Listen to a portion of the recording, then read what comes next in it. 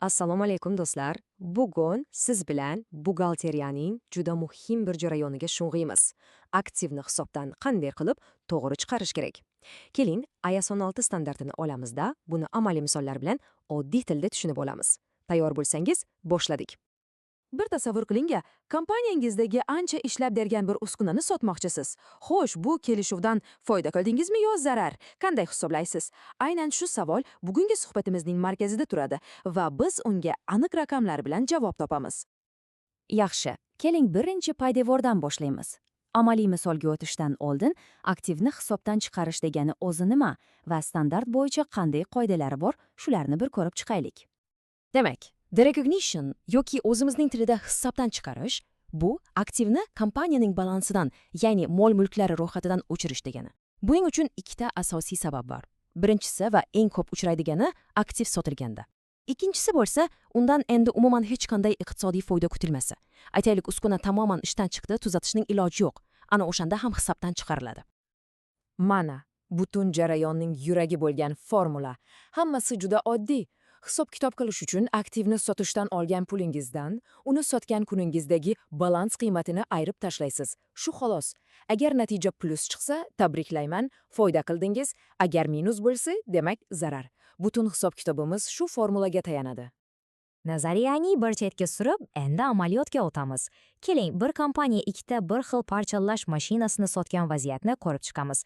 Bu misol orqali hamma narsa o'z joyiga tushadi, ishonavering. Xo'sh, mana bizning dastlabki ma'lumotlarimiz. Demak, 2005-yilning 1-yanvarida har biri $15,000 ikkita mashina olingan.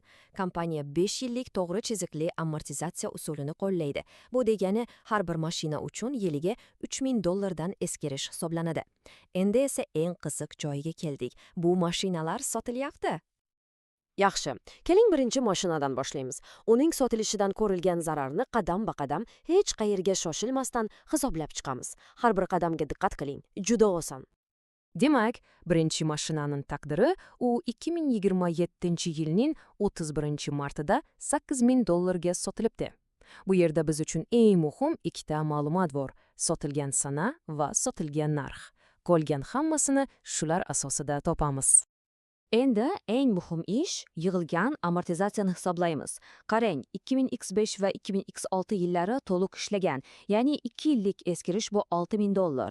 2007-yilda esa u faqat 3 oy ishlagan xolos, yanvar, fevral, mart. Shuning uchun yillik $3,000 ni 12 oyga bo'lib, 3 oyga ko'paytirsak $750 chiqadi. Hammasini qo'shsak, jami eskirish $6,750. Yaxshi, eskirishni topdik. Endi balans qiymatini hisoblaymiz. Boshlang'ich $15,000 dan hozirgina hisoblagan jami eskirishimizni, ya'ni $6,750 ni ayiramiz. Demak, sotilgan kuni bu mashinaning qog'ozdagi qiymati $8,250 bo'lgan. Endi asosiy formulamizni ishlatamiz. Sotuv narxi $8,000 dan balans qiymati $8,250 ni ayirsak, marhamat, natija $250 zarar. Ko'rdingizmi? Hammasi juda mantiqiy. Eng muhim qoida amortizatsiyani aynan sotilgan sanagacha bir kun ham ortiqcha yoki kam hisoblamaslik. Endi navbat ikkinchi mashinaga. Uning ahvoli biroz boshqacharoq. U yil oxirida 1-dekabrda sotilgan va ancha arzon narxga, atiga $2,500 ga. Keling, bu safar natija qanday bo'lishini ko'ramiz. Bu yerda ham dastlabki 2 yil bir xil, $6,000. Lekin 2027-yilda mashina deyarli yil oxirigacha, ya'ni 11 oy ishlagan. Demak, yillik $3,000 ni 12 ga bo'lib 11 ga ko'paytiramiz. $2,750. Jami yig'ilgan amortizatsiya bu safar $8,750 ni tashkil qilyapti. Keling, natijani tezda hisoblab chiqamiz. Boshlang'ich narx $15,000, undan jami eskirish $8,750 ni ayirsak, balans qiymati $6,250 bo'ladi. Uni esa ataga $2,500 ga sotishibdi. Demak, 2,500 minus $6,250 bu ancha katta, ya'ni $3,750 zarar degani. Sho'sh, raqamlarni hisoblab oldik. Lekin buxgalterlar bu ma'lumotlarni daftarlarda, ya'ni tizimda qanday qilib aks ettiradi? Buning uchun maxsus disposal account yoki hisobdan chiqarish shoti ishlatiladi. Keling, u qanday ishlashini tushunib olamiz. Bilasizmi, bu shotni tushunishning eng zo'r yo'li bor. Uni bir vaqtinchalik axlat qutisi deb tasavvur qiling. Biz sotilgan aktivga tegishli hamma narsani, uning boshlang'ich narxini, butun yig'ilgan eskirishini va sotuvdan tushgan pulni shu qutga solamiz. Oxirida quti ichidagi farq bizga foyda yoki zararni aniq ko'rsatib beradi. Mana, birinchi mashina misolida ko'raylik. Shotning debetiga aktivning boshlang'ich narxi $15,000 yoziladi. Kreditiga esa birinchidan uning jami eskirishi $6,750, ikkinchidan sotuvdan tushgan pul $8,000 yoziladi.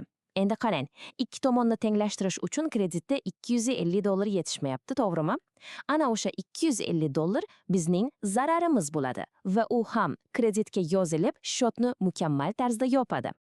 Hozirgacha hammasi tushunarli deb o'ylayman.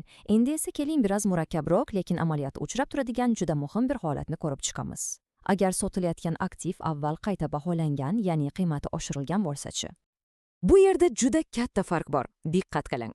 Oddiy sotuvda foyda yoki zarar to'g'ridan-to'g'ri foyda va zararlar to'g'risidagi hisobotga P&L ga boradi. Lekin agar aktiv avval qayta baholanib qiymati oshgan bo'lsa, o'sha o'sish maxsus qayta baholash rezervida saqlanadi. Aktiv sotilganda o'sha rezervdagi qog'ozdagi foyda endi haqiqiy foydaga aylanadi va u P&L hisobotiga kirmaydi. U to'g'ridan-to'g'ri kompaniyaning jamg'arilgan boyligi hisoblangan taqsimlanmagan foydaga o'tkaziladi.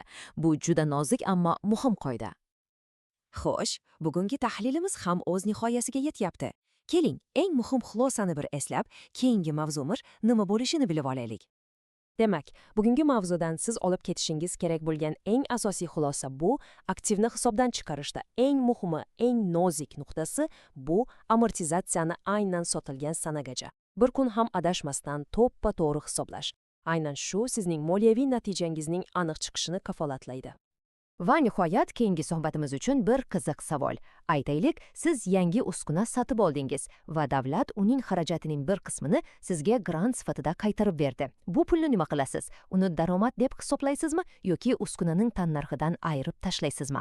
Keyingi safar IAS 20 standarti asosida aynan shu qiziqarli mavzu davlat grantlari haqida gaplashamiz. O'tkazib yubormang, juda qiziq bo'ladi.